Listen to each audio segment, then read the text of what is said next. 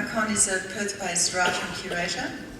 He has worked as a radio producer for the Italian State Radio, editor of the magazine Praxis N, and lecturer in art theory for Curtin University. He's the co-founder and director of IASCA, which is presenting Spaced, a new Biennale visual arts project linking communities with professional artists throughout rural Western Australia. Please welcome Marco.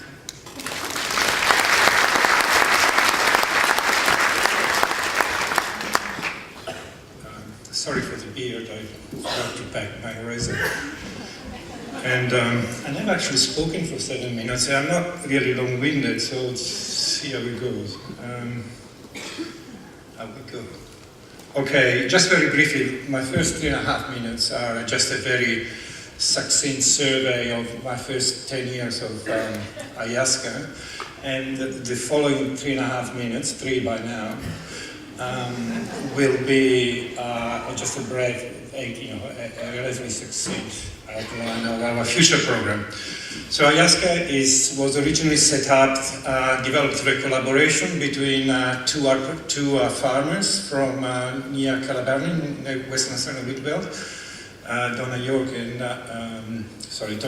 Donna Dransfield, and 2 art professionals from Perth, artist Ronnie Glick and myself. We ran the gallery in Calabarn for 10 years, between 1998 and 2008, and with a program of residency-based projects.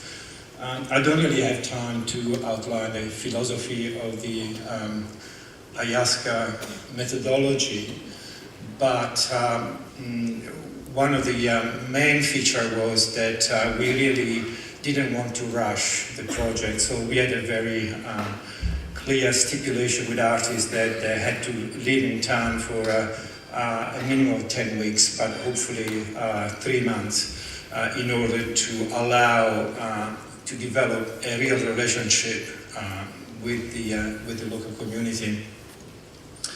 You can see here a number of the projects that we ran since 1998.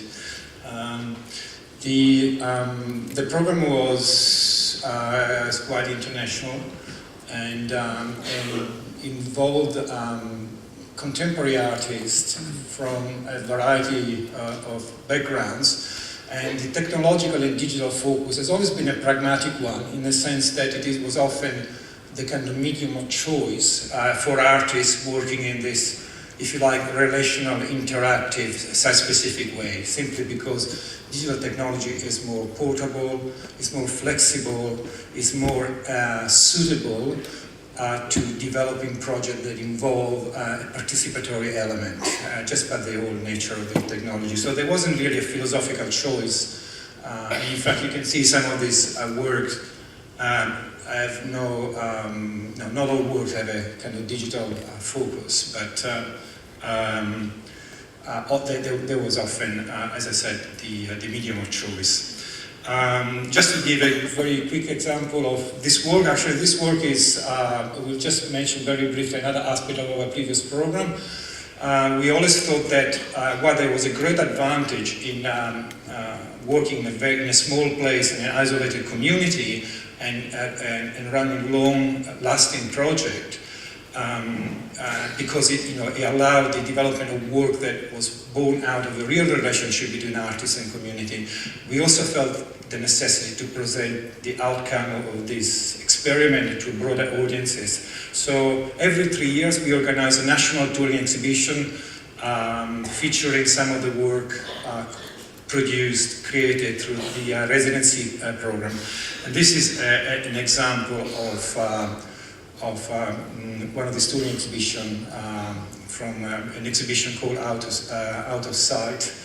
And it was by James Lynch, and it's called First Memory. It's just very briefly, James Lynch created a series of narrative, animated cartoon narrative, collaborating with local residents, and the narrative were based on the first memory of some of the local residents, first memory in life. So they actually reenacted with David Lynch, with James Lynch. David Lynch would have been too expensive. Although he could have done a project like that. So they enacted this first memory in this very short cartoon video. Just mentioned very briefly, after 10 years, for a number of reasons that are very interesting, but I don't really have time here to address, we decided to change the program. So the new program is going to be a new biennial event that will following exactly in the footsteps of our program at Ayaska in Calabaran, but throughout Western Australia. So we are basically replicating, franchising the Calabaran model to a series of other communities. So we made a call of application, we call for expression of interest from community, and then we already developed quite a number of partnerships with a number of locations throughout rural regional Western Australia.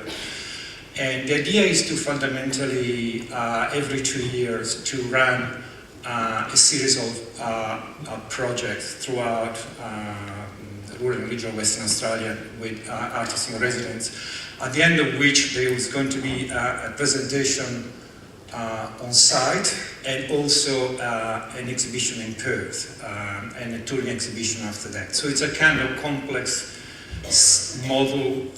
It's more than an event, it's a kind of cycles of activity on a biennial basis. The event is called Spaced, Art Out of Place, and it will start next year. However, this year we have already started running a series of 8 pilot projects. And this is a good, this is a very successful example that is just finished with Sohan Haynes and Michael Woodley from the Jindabardi community in Roebourne, in the north of Western Australia, not far from Karratha. The project was took a long time to.